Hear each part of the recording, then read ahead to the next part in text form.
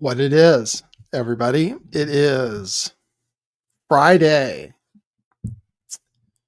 What is it? July 25th, 2025. It is week 3 of the Epstein debacle. I swear it's every news show I listen to. They're talking about Epstein the whole time. So, and I don't know if we're going to find anything out or not. So apparently there's big breaking news today, which is that Ghislaine, what do you think the appropriate way to pronounce that is? Ghislaine is not correct. Ghislaine. I believe it's Ghislaine. I believe it's kind of French. Ghislaine Maxwell. She's apparently spilling the tea. Apparently. And apparently she was granted some kind of limited immunity also. That's a news article that I saw.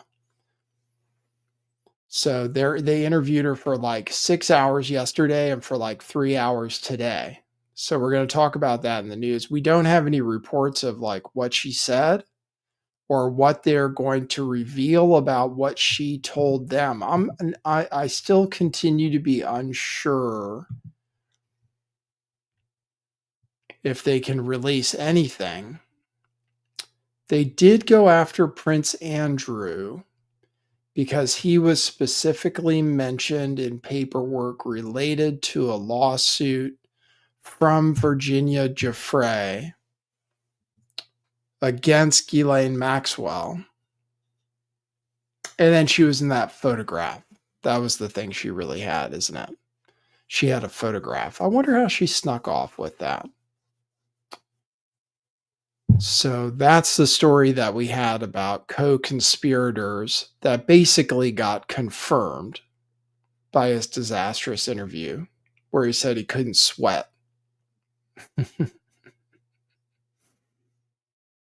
No, I can't sweat because I got shot at in the war. That's what he said. And she said he sweat all over her. And then he took her to like a pizza shop or something.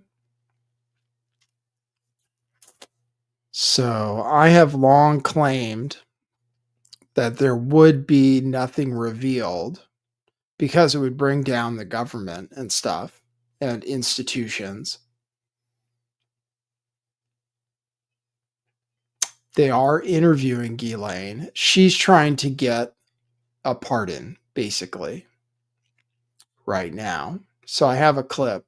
I think I have a clip of her attorney saying that that's basically what they're going after. So she's trying to participate and give information, and apparently was given some kind of limited immunity to talk about what she talked about today, in which the news is reporting that they mentioned like 100 names. 100 names. So we don't know any of them so far, but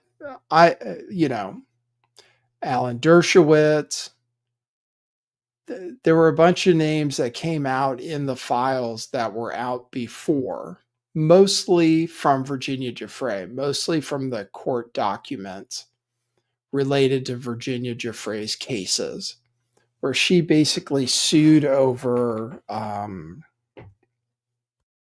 defamation, something like that. She had claimed Ghislaine had lied about her when Ghislaine claimed that the stuff she said happened didn't happen. She sued Ghislaine Maxwell and won, I believe. And that was a big case, and I believe that's the case that Cernovich tried to get involved with, that Dershowitz also got involved with. So Dershowitz says he is innocent and that he's proved his innocence, which I don't think is actually true. There was a scene where Alan Dershowitz was there in the room while somebody was giving Jeffrey Epstein oral, apparently. And they claimed that Dershowitz came over there and had sex with them, and that they were instructed to have sex with Alan Dershowitz. And Dershowitz, I believe, is connected to Harvard. And Harvard is a big connection. And Donald Trump threw out some names from Harvard today when he was approached before he was getting on his helicopter. So I'm going to show you that. JT says Dersh used the underwear defense. Yeah, I'm trying to remember. He said if he gets a massage, he always has his underwear on. He says he wouldn't get a massage anywhere that his wife wasn't present, but there were books and documents of him visiting the house, and he was on the Epstein schedule. So it was pretty clear that he went to the New York townhouse and was on the schedule and definitely visited. And so he still gets off stock free. He's still running around. So there were a bunch of names that kind of came out in the past. Then there was like Naomi Campbell. She was involved, along with some kind of hotel owner that Naomi Campbell was dating. And then Virginia also claimed she slept with like prime ministers. I was thinking that one from the UK. Can't remember his name right now.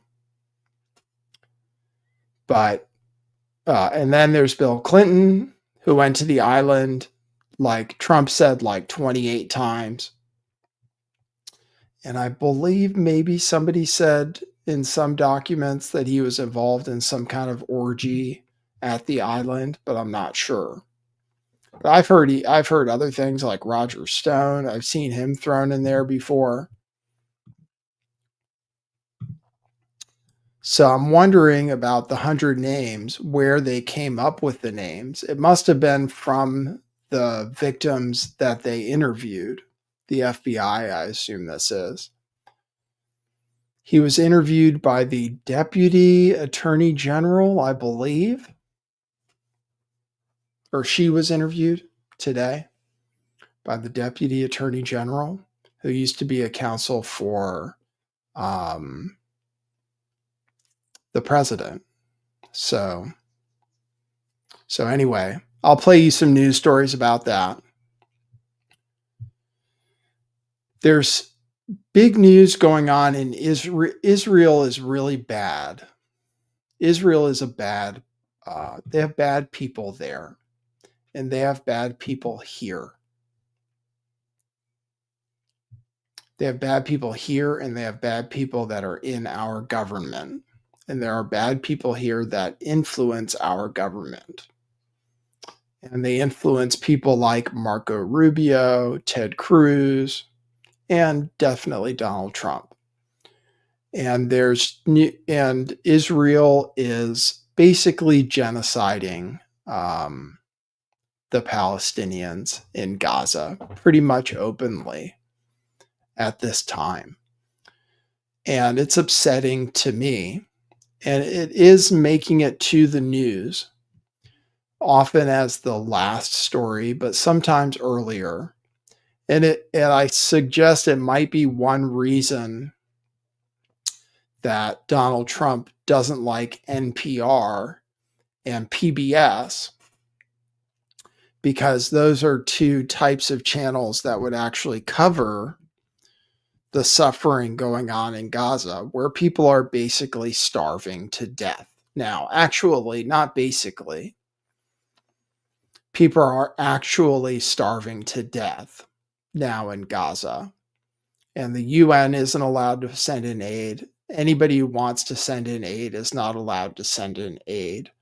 The only group that's allowed to send in aid is a joint United States-Israeli group that comes in with a limited amount, and then they shoot people when they go to get the food, and they kill them. And they killed like a lot of people pretty much every day. And they're slowly pushing them further south. And their intention is to export, or basically get rid of all of them, all 2 million Palestinians that live in the Gaza Strip. and blame it on Hamas on October 7th.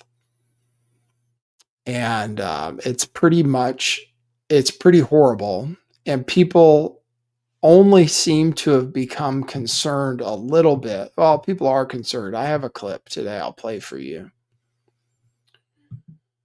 But which is Tucker Carlson and Anna Kasparian talking about it for about 7 minutes.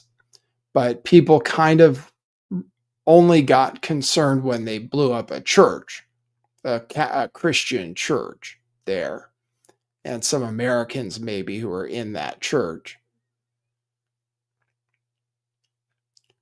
But so they get upset when they blow up Christians because they don't like Christians either.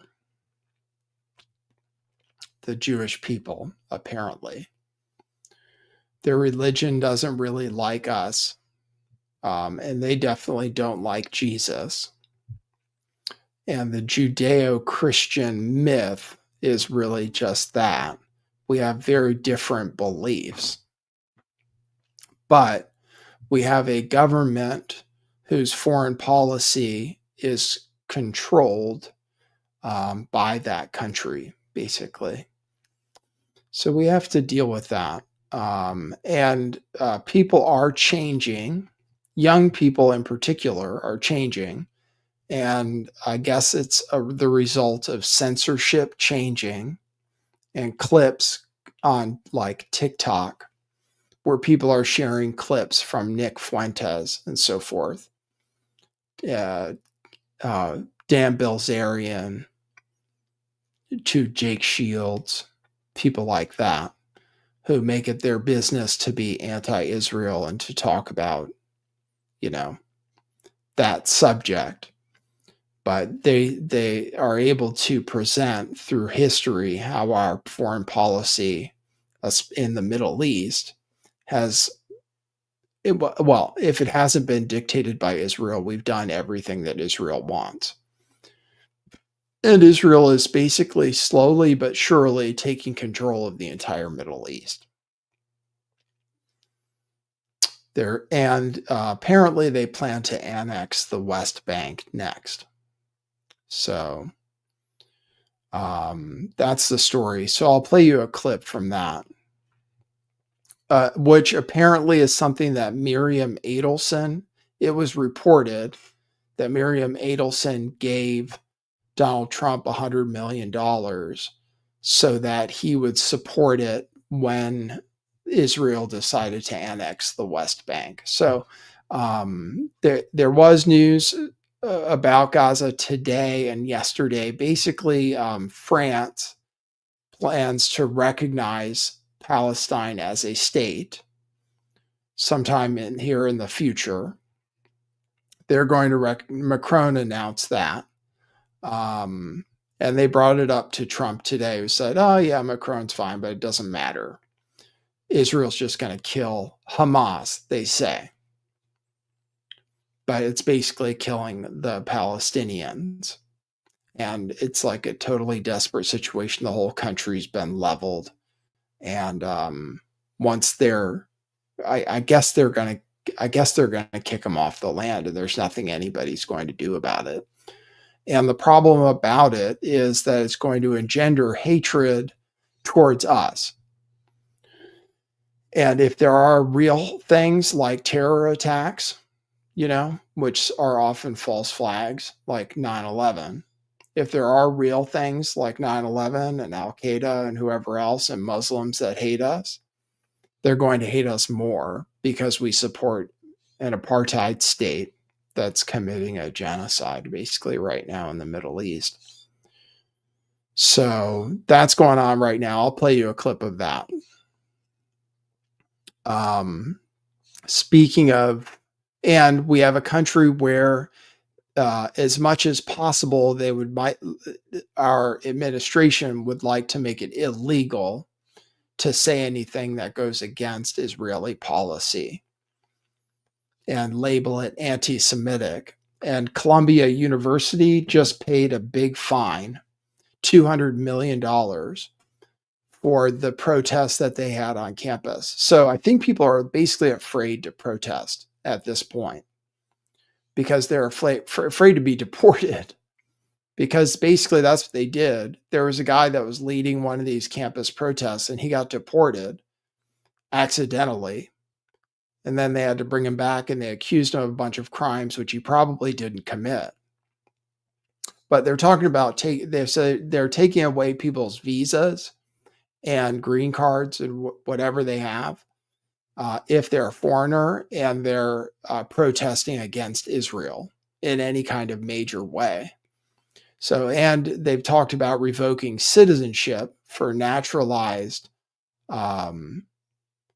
citizens, who weren't born here but became citizens. They're talking about taking away citizenship for people who express anti-Semitic views, what they call anti-Semitic views. So that's going on in this country right now. So be careful out there. Be careful what you say on the internet. That you are probably being tracked and labeled by people like Peter Thiel. So who probably uses something like Palantir to track and label you and then segregate you into a ghetto of your own on the virtual world we live on, which is called the internet. So welcome to that.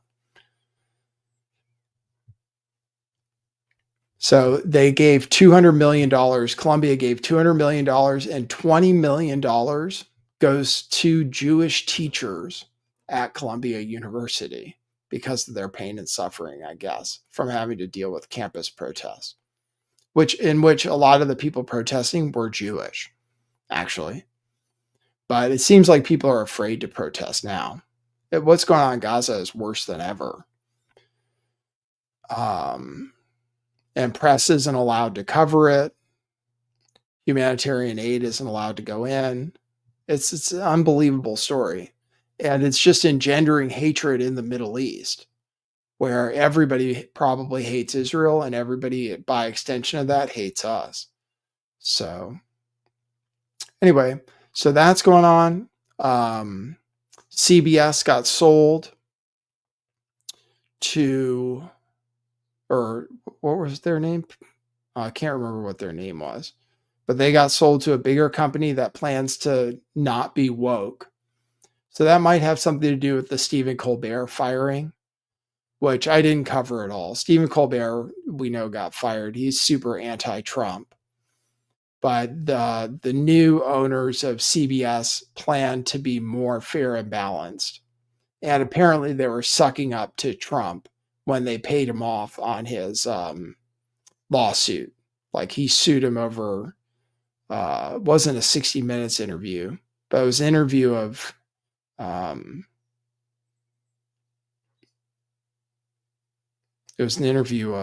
Kamala Harris that they cut up to misrepresent what she said, where they broadcast it in two different ways. So you knew it was cut up to misrepresent what she said, and they paid him off like $16 million or something. And then they might not have renewed Colbert for that reason, because he's anti-Trump. I don't know. A lot of people are basically bowing to the government right now.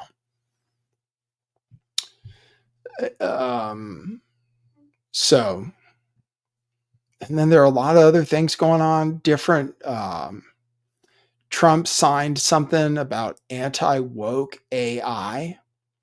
He says he's going to support AI that's not woke, only AI that's not woke. And I don't know how they're going to prove that or not. And then another executive order says he wants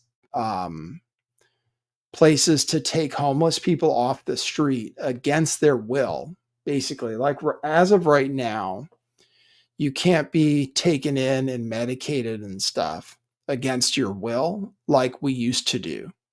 Like we used to have insane asylums where we would take people against their will. Maybe their family would get committed, basically, because a family member maybe could say, look, this person's out of control, you need to have them committed. And then they would force people to take medication and stuff. Well, Trump is trying to bring that back through this executive order he signed to take homeless people off the street, homeless drug addicts and stuff.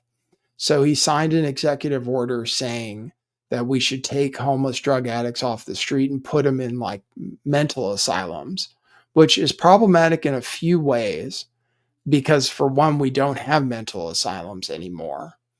And then, so there's nowhere where I don't think to put all these people. And then, two, he wants them to, as much as possible, go back to the old way of saying that somebody who's on the street and taking drugs basically is it's like 5150, which I've gone in on 5150 before, where they say you're a threat to yourself or others, right? But they can't say that. They don't say that right now about someone who's just using drugs on the street, who's just homeless on the street and stuff. So he's saying that basically we should use that in a more expansive way to take homeless people off the street right now. So against their will. So anyway, I don't know. It would be nice if we had places for these people to live, but we don't. It would cost a ton of money too. But we don't have places for these people to live. And then as of right now, they can't force you to take medication. Except in like certain circumstances, if you're out of control or something, they can inject you with something to calm you down or make you black out pretty much. But they can't make you take like antipsychotic medication. They can't force you to as of right now. But I think he's suggesting that maybe we should be able to with these homeless drug addicts and stuff. So, which I don't think will, I think there will be court challenges against that. I mean, our laws as of right now, like people have agency and they're allowed to be homeless drug addicts pretty much. If that's what you want to do, you're allowed to do it as of right now. So he was trying to, he's trying to change that to go back to like the old ways. So that's another thing that happened. Let me think of what else before I get to videos and stuff. Trump went to the Federal Reserve. He wants us to lower interest rates. I'll show you some of that video. I'll show you Hunter talking about how great crack is. He just gives like an advertisement for how great crack cocaine is. I have a few other clips, just random clips. DeSantis saying you shouldn't have property tax. A thing about that Kash Patel is gay. Have you guys heard that one? I have a clip on that. Oh, the New York, more stuff is coming out. Okay, so I would play my intro, but I don't have that capability right now. So we'll just have to imagine it. All right, you ready? Let me show you Hunter talking about how great crack is. You guys smoked crack before? I have. I tried to cook it before. It sounds like Hunter knew how to cook crack cocaine. He says it's great. He says actually it's safer than alcohol. So let me show you that. This is honestly like an advertisement for crack cocaine.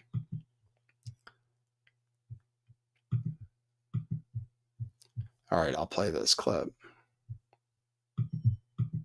The only difference between crack cocaine and cocaine is sodium bicarbonate and water and heat. Literally, That's it. That's it.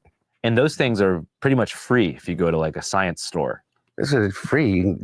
You can go to your neighborhood convenience store and just get. Anyway, I don't want to tell people how to make crack cocaine, but it literally is a mayonnaise jar, cocaine, and baking soda. How different is the experience? It's vastly different. And like for real, I feel really reluctant. I think what you do is you mix cocaine. You have like a glass jar, like he said, a mayonnaise jar. Do you guys want me to tell you, I think, how to make it?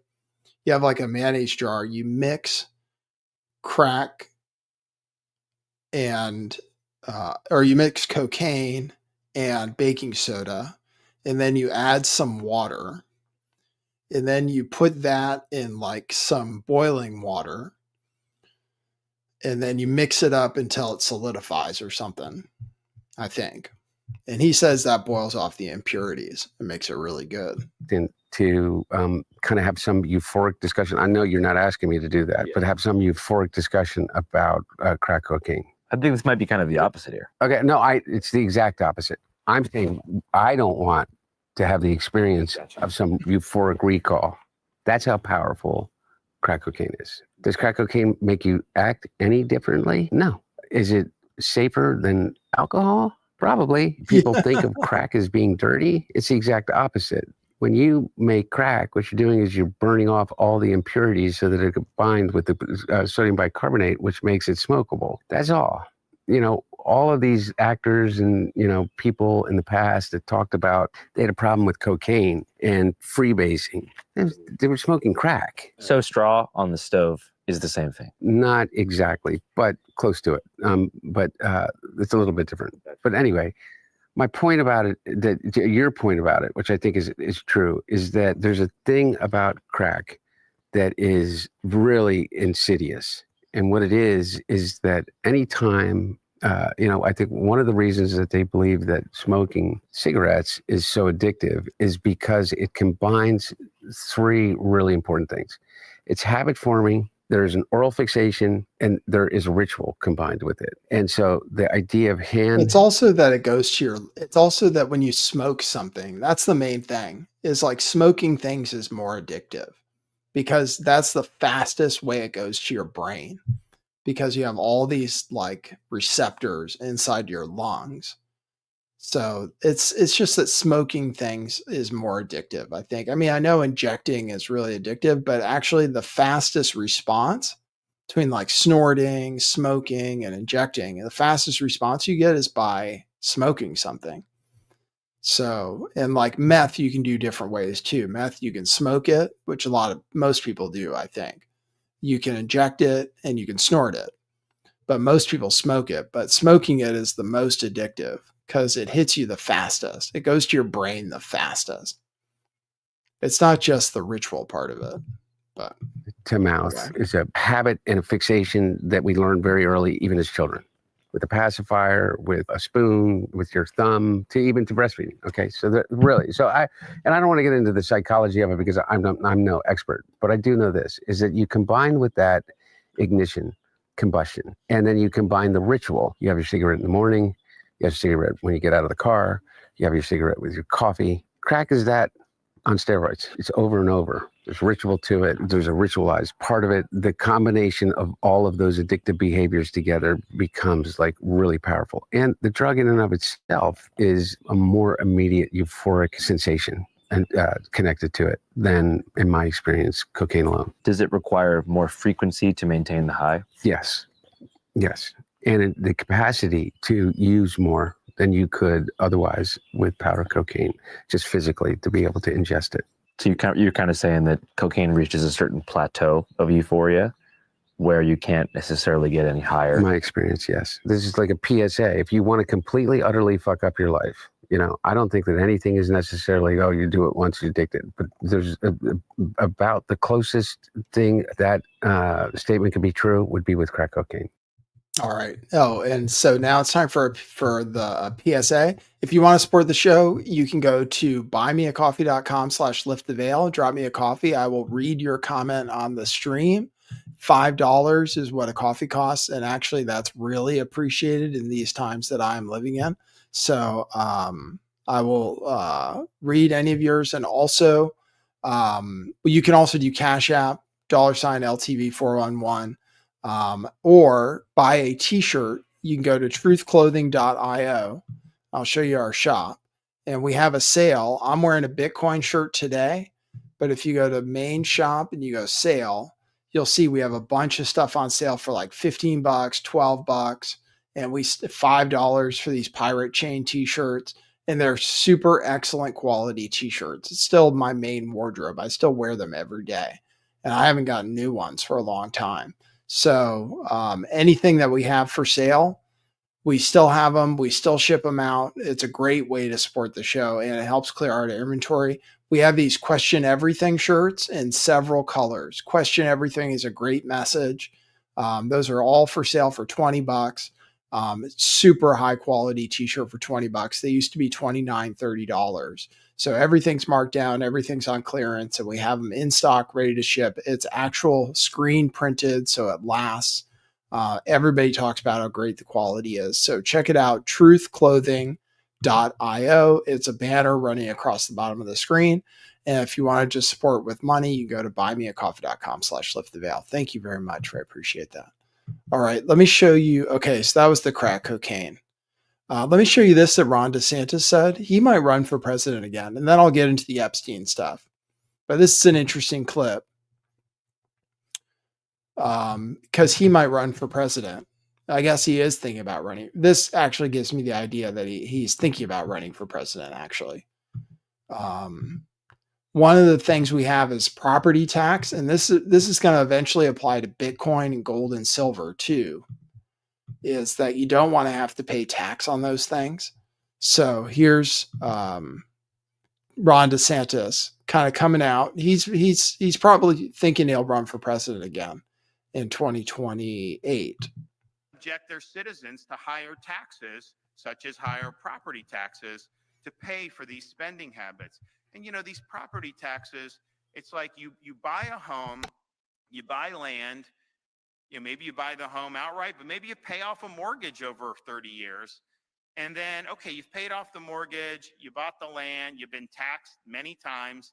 It's like, is it your property or not? Just for being on your property, you got to write a check to the government every year. So you're basically paying rent to the government to live on your own property. And our homestead exemption is not strong enough to help these folks because the property gets assessed so high. And that's the thing. If you buy a home for $300,000 and you know there's certain tax, well, then what? 10 years later, they say it's worth $700,000. And so, and they say, there's homestead stuff that helps protect you to a certain extent, but you're paying more. And a lot of people can't afford that. So I think that that's a big issue. And I know we're going to. I'll cut it off early because the volume is low. Nothing I can do about it. Sorry. Nothing I can do about it. The volume is low. But yeah, he's talking about how you buy a house, then they keep assessing it at a higher and higher value. And then you keep having to pay more tax to the government. If you don't pay tax to the government, they'll take your house, even though you might own it. Thanks, Bicky Ennis Brooke. $5 super chat. Thanks for that. That's great. Says, your news is the best. I have a question everything shirt. People walk up and begin talking to me about your shirt. Yep, that's what people do.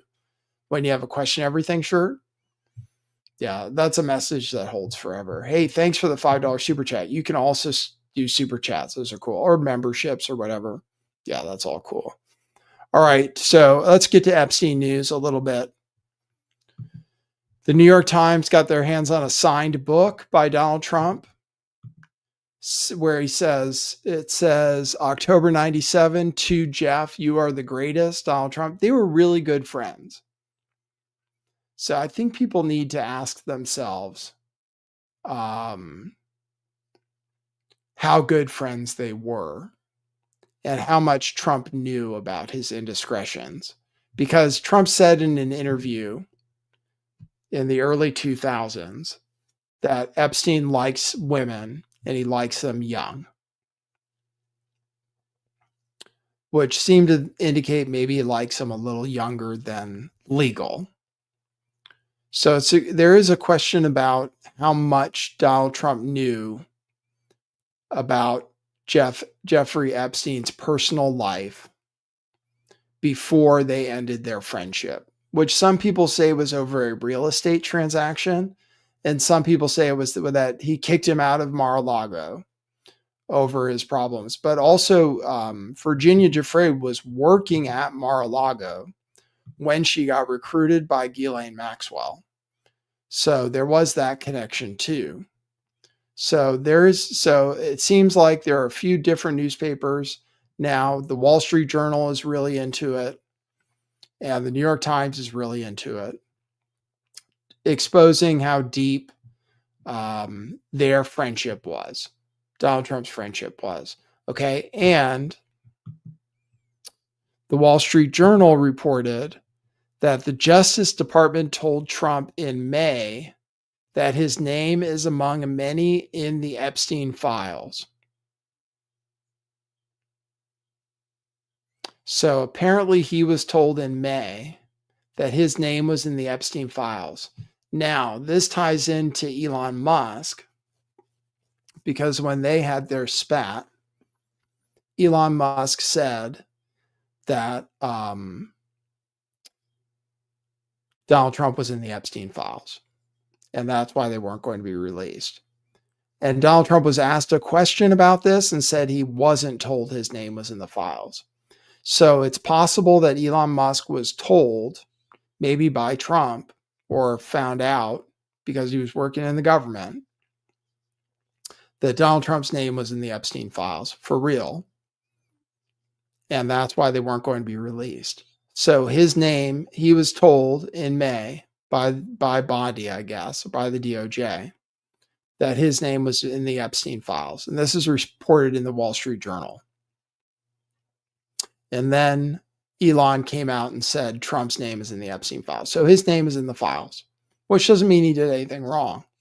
Just means his name is in the files. And now they're digging up this stuff. So they found the birthday card, the 50th birthday card, which he denies, but I think is probably real since they printed it. He said he was going to sue him and they printed it anyway. So I'm assuming they definitely think that it's definitely real, where it was like some drawing of a naked woman and then his signature where the pubic hair would be or something. That's kind of what they said. They said his signature was like the pubic hair on some drawing of a woman, a naked woman, some sketch or something. They didn't actually show it. But, and then I showed you the signed book, right? Yeah, I showed you the signed book.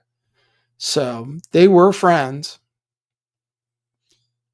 And it's a question of how much he knew. Now, he was asked, let's see. He's still doing these True Social posts. Here's the latest one. Trump brands the Epstein files the Jeffrey Epstein scam.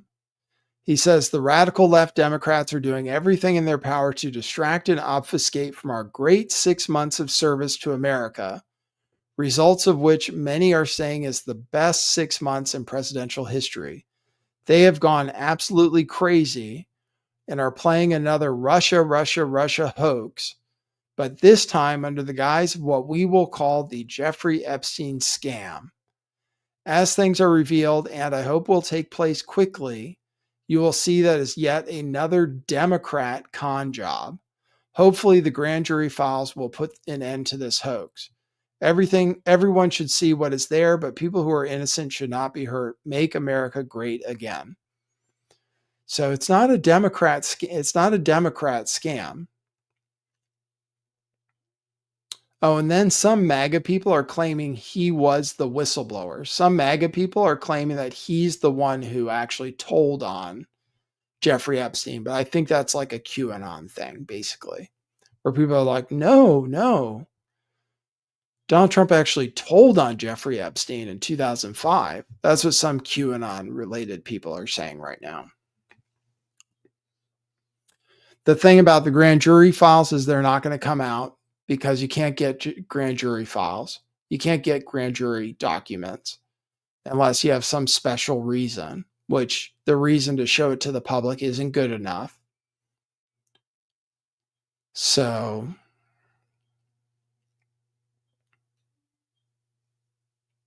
it's not a Democrat scam, though. It was a real case where Ghislaine Maxwell went to jail for it. And Jeffrey Epstein was going to go to jail for it too. People were going to testify against him, which would have been great. It's too bad they disappeared him. So that's the latest from him. He keeps calling it a scam. He is really harmed by it. The thing is like, according to the polls, it's weird. According to the polls, Republicans still just love him almost 100%. They haven't really been turned off by him. But apparently this thing is like totally under his skin all the time. And that's the thing from Tulsi Gabbard. I think it's a pure distraction, to be honest. I think the thing from Tulsi Gabbard is something that they could have done anytime. And I think it's a pure distraction. That's my read on it. is that it's not anything serious. I mean, maybe they could go after John Brennan or something, maybe, but they're not going to go after Obama or anything. And it's 9 years later, and they already had a special counsel. I don't know. I think that's basically a distraction, I think, which makes me sound like the mainstream media, but the way the mainstream media covers it is that it's like debunked. I think it's kind of true.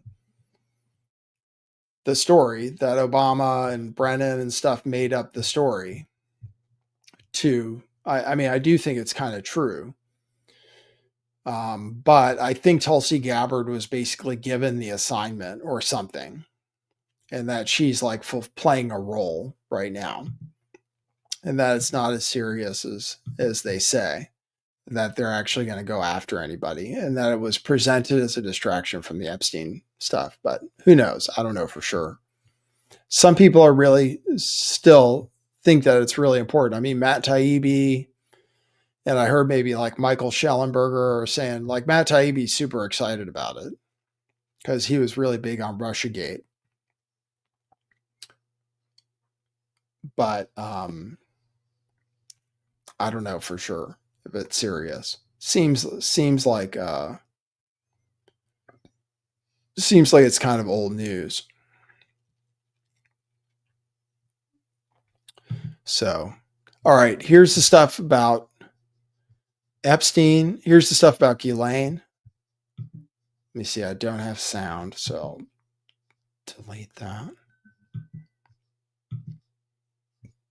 Becky Innisbrook says old news. Yeah, it's old news basically, right? Like everybody already knew that. Everybody already knew that. So it's kind of old news, and they brought it like as if something's going to happen, but nothing's going to happen to Obama. But anyway, so here's the news reports about Maxwell. Here's where she's apparently looking for a pardon. New at 2, Deputy Attorney General Todd Blanche's meeting with convicted sex trafficker Ghislaine Maxwell has ended. This as critics are calling for more transparency in the Jeffrey Epstein investigation. Welcome back as we head into hour 2 of America Reports. I'm Sandra Smith in New York, and Bill, great to have you here today. Great to be with you as well, Sandra. I'm Bill Malugin in Los Angeles. John Roberts has the day off. That meeting Sandra just mentioned just wrapped up moments ago. Maxwell was escorted back to the prison from the courthouse in Tallahassee. Her attorney said they had a, quote, productive meeting with Blanche, but details of their talks still remain under wraps right now. All right, Fox Team coverage is at the ready. Chief legal correspondent Shannon Bream is live here in New York City, standing by with analysis. But first, let's get to our justice correspondent, David Spunt. He's got the latest from Washington for us. So, David, what else did Maxwell's attorney say? Well, he said a lot. We wish we could be in and hear what was said in the actual meeting. This meeting was a lot shorter than it was yesterday, but this was a 2-day event. The highlight, though, it appears that her team wants a pardon. Watch. We're going to take one day at a time. I know that's very cliche, but it's true because things are happening so quickly. We haven't spoken to the president or anybody about a pardon just yet. And you know, listen, the president this morning said he had the power to do so. We hope he exercises that power in the right and just way. But the president leaving the White House today was asked directly about a pardon or commutation of Maxwell. There you go. He was asked about it. He said he hasn't thought about it, but that he could do it. So he kind of once he said, I wish her the best. I remember that happening. Like, oh, I wish her the best. So, I mean, it's theoretically possible. It depends on if she can give them anything actionable where they can go after other people for crimes. And I don't know what crimes they can get people on, I guess, having sex with underage girls. But I mean, it happened so long ago. I don't even know what the statute of limitations is and stuff. And so I'm not sure what she would be able to provide that they would be able to take action on, because they're the ones who committed the crime by doing the trafficking. The people who had sex with the girls, well, it was like, in a way it was consensual, right? But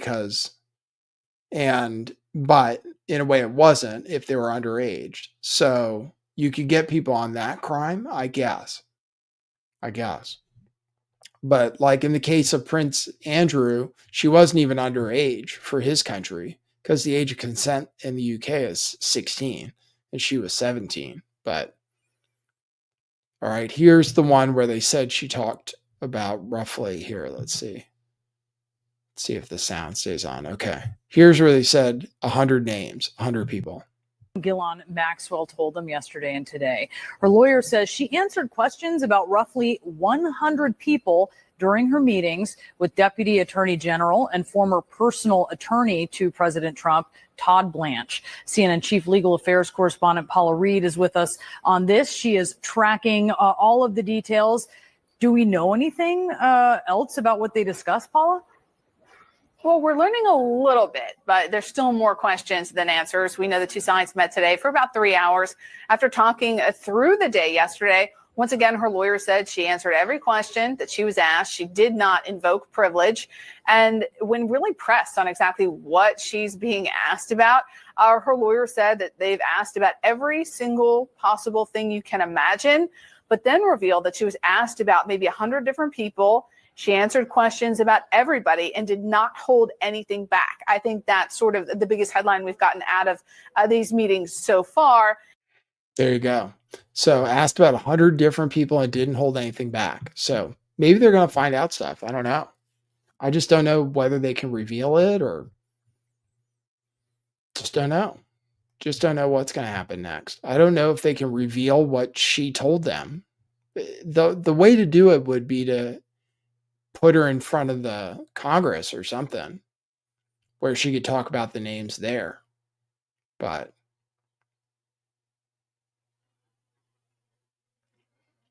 all right, here's Donald Trump asked about Epstein today, where he tried to spin it off on other people like Larry Summers and Bill Clinton.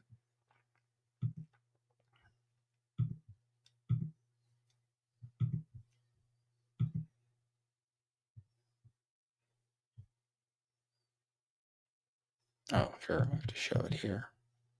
So here he tries to spin it off on Clinton and Larry Summers and like Harvard people. Well, I don't want to talk about that. What I do want to say is that Todd is a great attorney, but you ought to be speaking about Larry Summers. You ought to be speaking about some of his friends that are hedge fund guys. They're all over the place.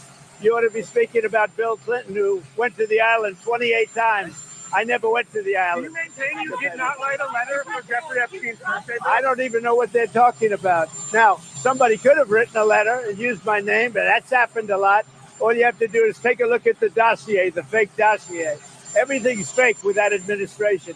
Everything's fake with the Democrats. Take a look at what they just found about the dossier.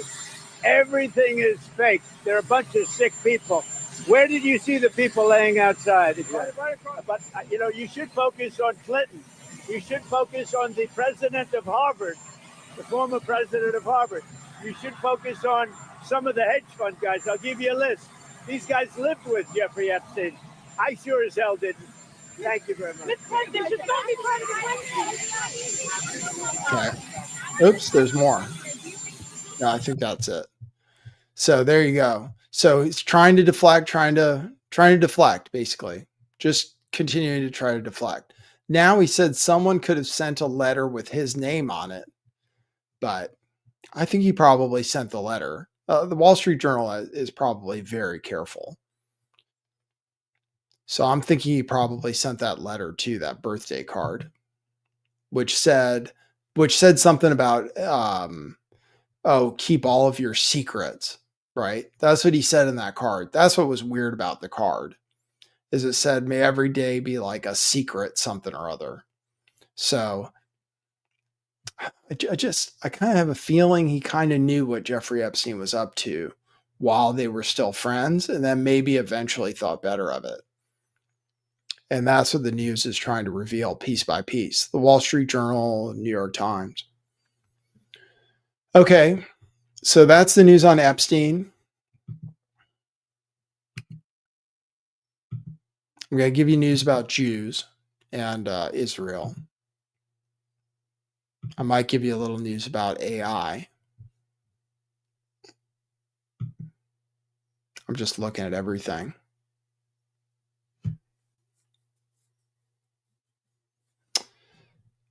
Well, I can play you this thing from Scott Adams because Scott Adams is going to die.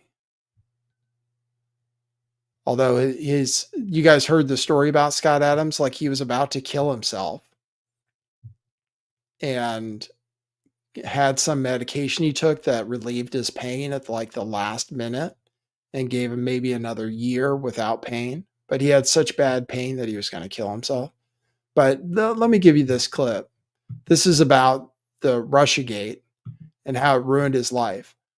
You know, how when any of us who were on that track who thought it was a hoax and stuff, lose friends, got canceled, etc. So let me play this clip from Scott Adams. How many of you found out that Obama's hoaxes, which would include the Russia hoax, and it would also include the Fine People hoax, because Obama was behind that and Biden ran for office. Those two hoaxes, I would argue, ruined my life. Let me say that again. Those two hoaxes, Russia, and the Fine People hoax, ruined my life. Because those are the hoaxes that allowed my entire social group to say, are you kidding me? You're backing Trump? Trump's a Russian puppet, and he said that neo-Nazis are fine people. So we can't even talk to you again. You're so bad that we can't invite you anywhere, we can't be your friend, and you should just fuck off. So this is very personal to me. What Obama did was he divided the country with these hoaxes. Because if you imagine a different history where there had never been a Russia hoax and there had never been a Fine People hoax, those were the two primary ways that people became anti-Trumpers, like really serious ones, where the TTS comes in. Now, I would also argue that it's possible that that's what ushered in all the woke stuff. It's what got me canceled. So if you were to go back, trace the causes back to their origin, you would find out that Obama and Clinton and Brennan, et cetera, and their hoaxes ruined my life. Now, I didn't realize that until today. Because my natural personality is not to complain about shit. My natural personality is to say, oh, that happened. I guess I have to do this now. So I don't spend a ton of time whining about bad things that happen to me. I just sort of, get moving to fix it and make the best of every situation. But if you were to look at it objectively, those motherfuckers ruined my social life and then my professional life, and it was entirely based on two hoaxes. So do I want them in jail? Yes. Yes, I want Obama in jail for ruining my life with what looks like criminal acts to me. And, I don't know if the Fine People hoax was a criminal act, but it was definitely a conspiracy. They were all in on it, and they all knew the truth. And the news backed them up. So the news was, part of the bad guys. If you said there's a way to make some of the news hosts get handcuffed and taken to jail because they knew that they were supporting a lie, I'd be in favor of that. I don't think there's any law that would support that. But if there were, yeah, I think that some of the people who ruined my life and maybe a lot of your lives should go to jail. Absolutely. I just don't think it's going to happen. So, yeah, where it's good. We've kind of moved beyond that time. We've moved beyond the censorship, certainly, where you just couldn't say anything about anything. Things changed. Things changed in a way that I thought might happen. Like people thought in 2017, when they were really cracking down on everything, that we were just going to be more censored and more censored forever. But now things changed. I guess it was Elon Musk buying X and then things like Rumble that really allowed people to speak again. And now YouTube doesn't censor as much either anymore. They used to censor everything. We all lost our friends. We all got in arguments with our families and stuff. So it seems like things are a little bit better now than they used to be, where people had to lose friendships and wouldn't get invited over to holiday dinners and stuff. So, but yeah, it's true. Those hoaxes, and the media was in on it too. It would be good if those people could be arrested for what they did. But we're in a new time now, I believe. All right, let me play you this. This is Trump at the Federal Reserve kind of dunking on Jerome Powell, who he's not going to fire, but he wants him to lower interest rates, because every point of interest rates, he says, would save us $365 billion a year. And that's because we have $36.5 trillion in debt, and at 1%, I guess, is $365 billion. And that's how much we have to pay every year on the interest on our debt. And actually, I'll show you this. Apparently apparently you can send Venmo and PayPal payments now to the US government to help them pay down the debt. I won't even show you that. Apparently that was reported today. They're accepting Venmo and PayPal payments to pay down the debt. Like, people want to do that. Why don't you just pay more in taxes? If you want to pay down the debt, just pay more in taxes. But they're not even going to use it to pay down the debt. That's crazy. Pirate Justin says, and the Fed. I have a sticker. We sell that sticker in our shop, truthclothing.io. We have bumper stickers. I have an End the Fed bumper sticker on my car. It's not federal, and there is no reserve. The reason why I wanted to see it was the overruns of the expenses. Wanted to figure out why. Yeah. So we're taking a look, and it looks like it's about 3.1 billion. It went up a little bit, or a lot. So the 2.7 is now 3.1. I'm not aware of that. Yeah, it just came out. Yeah, I haven't heard that from anybody at the Fed. Yeah, it just came out. Our notes had it about 3.1 as well. 3.1, 3.2. This came from us? Yes. I don't know who does that. You're including the Martin renovation. You just added our entire capital. Yeah, you just added in a third building is what that is. That's a third building. Well, no, but it's a building that's being built. No, it was built 5 years ago. We finished Martin 5 years ago. It's part of the overall work. But it's So not new. So we're going to take a look. We're going to see what's happening, and it's got a long way. Do you expect any more additional cost overruns? Don't expect them. We're ready for them, but we have a little bit of a reserve that we may use, but no, we don't. We expect to be finished in 2027. We're well along, as you can see. Nice to take these off every once in a while when we're not under too much danger. So, any questions?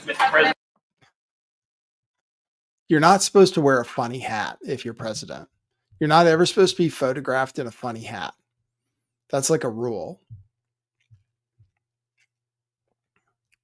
You're never supposed to be photographed in a funny hat. And there he was in a construction hat.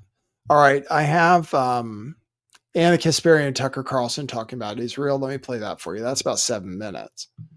So I'll play you that. Let me see if the sound carries over. No, sound is dead. So I'll play you that. That's talking about Israel and about what Israel is doing. So people are talking about it. It's a big problem. It's a big problem with young people who watch TikTok and stuff, because you'll see Nick Fuentes clips. I listen to Nick Fuentes. I don't agree with him about everything. I'm not looking for a white country exactly. But he makes a lot of good points, and he's really sharp on geopolitics and stuff. I think he makes some good points. But his clips get shared very widely, and kids listen to him, kids in college and stuff. And all the TPUSA kids are pretty much like, people don't support Israel anymore. So anyway, here's Anna Kasparian and Tucker Carlson. They don't go all the way though, you know. You really can't deny what you're seeing on the ground in Gaza. You can't deny what's happening in the West Bank, not just in regard to Palestinians, Palestinian Muslims, but also Palestinian Christians. You can't deny the fact that that one and only Catholic church in Gaza was bombed, was attacked. You can't deny the fact that churches have been targeted in the West Bank as well. People can lie to us as much as they want, but the videos are out there. How do you blow up a church if you've got munitions, laser-guided munitions that are so sophisticated that they can take out, a guy in an SUV from 30,000 feet? How do you blow up a church with a giant cross on top of it? It was just an accident, Tucker. It was an accident. It's not the first church. No, it's not. And it wasn't an accident. It wasn't an accident. But what is the answer? Can anyone get an answer? I know the answer. Israel wants a Jewish state and they want to expand. They have something known as the Greater Israel Project. They intend to annex the whole of the West Bank. In fact, Miriam Adelson legally bribed Donald Trump to ensure that happens. And Israel announced that that's what they're going to do, and they're doing it. When it comes to Gaza, Hamas is so dumb because the atrocities they committed on October 7th gave Netanyahu and the Israeli government the perfect excuse to essentially do what they've always wanted to do, which is take that land. They're going to take that land. That's what they want. They're going to ethnically cleanse whatever remains of the Palestinian people. They're going to force neighboring countries probably to absorb 2 million people. And then at the same time, they're going to have settlers move on in, rebuild Gaza. Jared Kushner, by the way, soon after October 7th happened, was salivating on camera about how that's prime real estate. It's disgusting. But anyway. How can you move 2 million people right now? Well, there was a story published this week, I believe it was in the New York Times, where Netanyahu and the Israeli government was in talks with our government in regard to getting aid from the United States in moving Palestinians out of Gaza. So when they bomb the church, it's because they don't want the church. That land is supposed to be part of the Jewish You're not state. allowed to use my tax dollars to bomb churches. Well, that's what they're doing. I'll put up with a lot of stuff, but I think that's, and I've said this 100 times, let me say it again. I don't understand how any Christian leader in the United States can sit by and not say something about that. And Mike Huckabee, who has been a pretty slavish, devotee of the state of Israel, and I don't mean that as a compliment. He's a very nice man, but I disagree with him strongly. Even Mike Huckabee came out and said, whoa. Yeah. You can't kill Christians. And American citizens. Yeah. But I don't understand why that's not, if that's not a red line, then there's no red line. I think it should definitely be a red line. But let me just say, Mike Huckabee made a statement, and that's nice. It's more than Biden was willing to do. Talk is cheap. Are you going to cut funding? Are you going to stop sending over the 2,000-pound bombs that are destroying people's homes, universities, churches, refugee camps, hospitals? Gaza's leveled. Deir al-Balah is the last remaining portion of Gaza that still has some structures that people can live in. And they're currently doing a ground invasion there. They got to destroy it, of course. It's so obvious what's happening. And it's so unjust. And this is the area where, what democracy?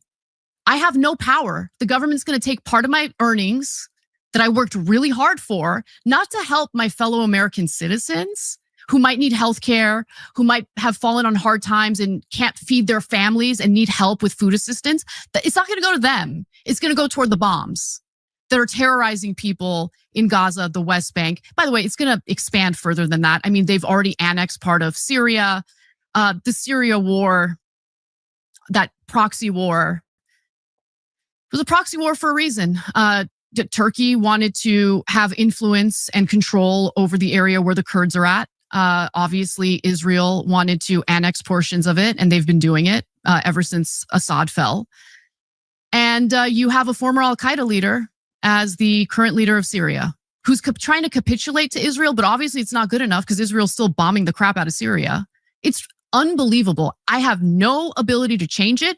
It seems like the electorate in this country have no ability to change it because it doesn't matter which party you vote for, whether it's a Democratic presidential candidate or a Republican presidential candidate, they're going to get elected and they're going to get dog walked by whoever the prime minister of Israel is at the time. How do we wind up supporting an al-Qaeda leader? I thought we were anti-Al-Qaeda. I thought so too. I don't know. It makes no sense to me. But I mean, this is seen throughout American history in regard to our foreign policy. I mean, we will fund the Taliban, we'll give them weapons to fight, the communists. We want to avoid communism. And then we turn on them, for obvious reasons after what happened on 9/11. But I mean, I think it's not. Well, we were told 9/11 was done by Al-Qaeda. So we've got to be pretty, I mean, that wasn't that long ago. We've got to be pretty anti-Al-Qaeda because like if they actually killed 3,000 Americans on 9/11, which everyone says they did, and I'm willing to believe that, then how in the I like how he says that. He's like, which everyone says they did. I'm willing to believe that. Yeah, really? That Al-Qaeda did it? Okay. I mean, that's why he's like, he's still a limited hangout. Al-Qaeda killed 3,000 people. Really? Which everyone says they did. I'm willing to believe that. Okay, sure. World. Could we let any Al-Qaeda even exist? Wouldn't you venture to say it's required to ask these questions if you want to be a journalist? I would say, and I would also say, the Syria situation, I was always opposed to what we were doing in Syria. I understood exactly why we were doing it. We ended up killing or abetting in the murder of an awful lot of religious minorities, Alawites, a lot of Christians, and destroying the country. And, I was attacked for, you're an Assad apologist or whatever, but I don't know anything about Assad. So are they Al-Qaeda apologists? Well, that's the thing. And we've gotten to a place now where it's really clear that the 3,000 American lives they say were lost on September 11th due to Al-Qaeda are less important than whatever political or geopolitical consideration is driving our Syria policy. Yeah, and it makes me sick. So that's that's treason, of course. Mm-hmm. But it's more than that. That's like a profound moral crime. And it's also a middle finger in the face of every American. Definitely. Yeah. If there's one thing we could expect our foreign policy would stay consistent on is we're anti-Al-Qaeda because they killed 3,000 Americans. Yeah. But I do understand our foreign policy and what drives our foreign policy. And it's weird that it's cut off. Yeah. What drives our foreign policy? Yeah. It's Israel. It's Israel that drives our foreign policy. All right, let me show you this. And then this is how we'll wrap up, I think. This is an Israeli settler. It's not your homeland. It's the Jewish homeland. And one day it's all going to be ours. And the Arabs know that. So your dream is an Israel stretching from the Euphrates to the Nile? So it's not my dream. It's a prophet that we got. From Abraham. I believe that Abraham is my great-great-grandfather. So this is a part of whatever's at the end it's going to happen. So the mission is to expand Israel from what it is today. Also, yes. To expand into Syria, into Egypt. Exactly. Are you excited about these plans? I'm very excited. But this entails that you would have to take over countries that already exist. Right. So we're talking about half of Iraq, we're talking about Syria, we're talking about parts of Lebanon, Jordan, Egypt. How is that going to happen? There are people living in these countries. What's going to happen to them? It's a great question. I don't know. I know it's going to happen. Once the Turkeys were here and then the British were here and now we're here. So when Israel was established over 70 years ago, there were people here, the Palestinians. They had been living here for centuries. How do you feel about the Palestinians as a people? I don't know them personally. You don't know any Palestinian? No. Personally. So how do you feel about them as a people?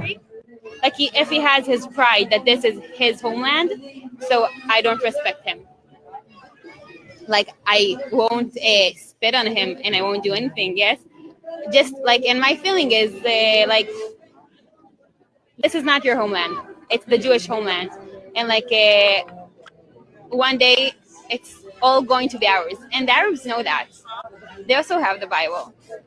I don't know why they're so, like, they also have the Bible and they all know how it's going to finish. There you go. So that's what a lot of, like, that's what their religion actually says. From the river, sounds like basically from the river to the sea. So anyway, that's what a lot of them think over there. So the Bible says. So they say the Iranians, the mullahs, are the religious extremists who are praying for the apocalypse, but actually it's a little different than that. So, all right, cool.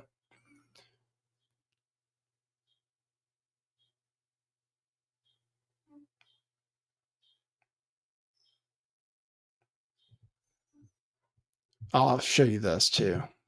Grindr says that I'll just show you one more thing. Hold on. Grindr says you're not allowed to say no Zionists, but you can still say no Jews in your profile, and they don't like that. But I've heard on dating apps, you can say you don't want to date black people and stuff. I've seen that before. You should be allowed to express a preference on dating apps for no Jews. So apparently you're not allowed to say no Zionists on Grindr, which is a gay dating app, of course. But you're still allowed to say no Jews, and the ADL takes exception to that. So, have you ever seen that before, Pirate Justin? I know you're on dating apps. You ever seen people that say no blacks or no? You ever seen that before? I feel like I've seen that before. All right, guys. Thanks for tuning in. Have a great weekend. I might see you over the weekend. I mean, I might broadcast. I could broadcast any particular day. So I might also be here on a Saturday or Sunday. So thanks for joining me on Friday. Let me check my coffees. You can support the show by going to buymeacoffee.com/lifttheveil anytime, even after the show is over. It's a very efficient way to send money because they don't take a big cut. I will refresh. Let's see if I got any today. I did get a $5 super chat. I appreciate that.